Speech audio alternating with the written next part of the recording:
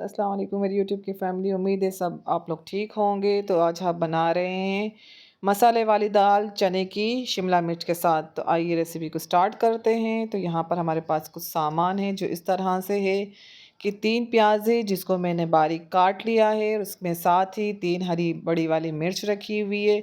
2 शिमला मिर्च है जिसको मैंने चौकोर चौकोर काट लिया है। इस तरह के क्यूब्स की सूरत में मैंने काट लिया है। और 2 टमाटर का पेस्ट है।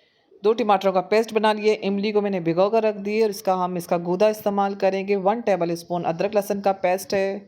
लाल मिर्च ये हमारे पास हाफ़ टेबल स्पून है। हाफ़ टी स्पून हल्दी है। 1 टीस्पून ज़ीरा है। 2 चिटकी कलौंजी है। 1 टीस्पून पिसे हुए धाने हैं। नमक अपने टेस्ट के हिसाब से लेंगे। और 1 टीस्पून सौंफ है जिसको मैंने कूट लिया है। तो ये सारे हमारे पास मसाले हैं। और दाल मेरे पास पौना कप 3/4 कप उबालने के लिए मैंने रख दिया था। इसको तकरीबन 1 घंटा मैंने भिगो दिया था। अब इसमें से जैसे ही झाग आएगा हम इसमें झाग निकाल कर इसमें 1 टेबल स्पून ऑयल शामिल कर देंगे। चैनल को सब्सक्राइब करें, लाइक करें, शेयर करें और एक प्यारा सा कमेंट करना ना भूलें। और 3/4 कप ऑयल है हमारे पास यहाँ पर जिसको हम गर्म करने के लिए रख देंगे। यहाँ पर ऑयल गर्म हो चुका है तो हम इसमें प्याज डाल देंगे और इसको फ्राई करेंगे।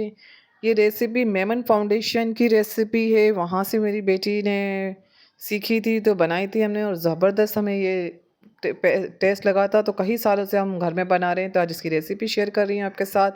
तकरीबन गुलाबी हो चुकी थी प्याज को तो इसमें 1 टेबल स्पून लहसुन अदरक का पेस्ट शामिल कर दिया है। और इसको ज़ीरा भी हम डाल देंगे तो साथ में ही हमारा ज़ीरा प्याज और अदरक लहसुन का पेस्ट सोते हो जाएगा हमारा।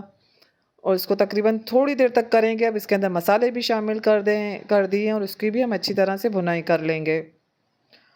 थोड़ा सा पानी डाल देंगे ताकि मसाले हमारे जले नहीं, पतीली में लगे नहीं। तो इसको भून लेंगे हम।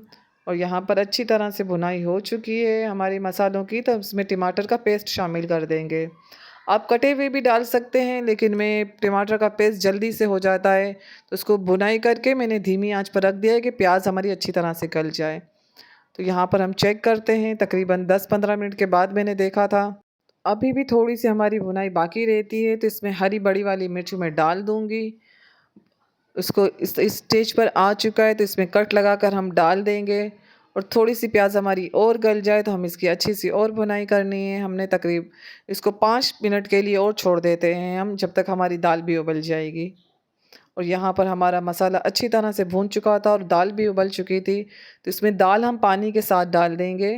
पानी बहुत ज़्यादा नहीं हो, तकरीबन आधा कप के करीब पानी हो। तो ये इसमें डाल दिया है मैंने। और ये मसाले में अच्छी तरह से हमारी दाल चने की गल चुकी थी।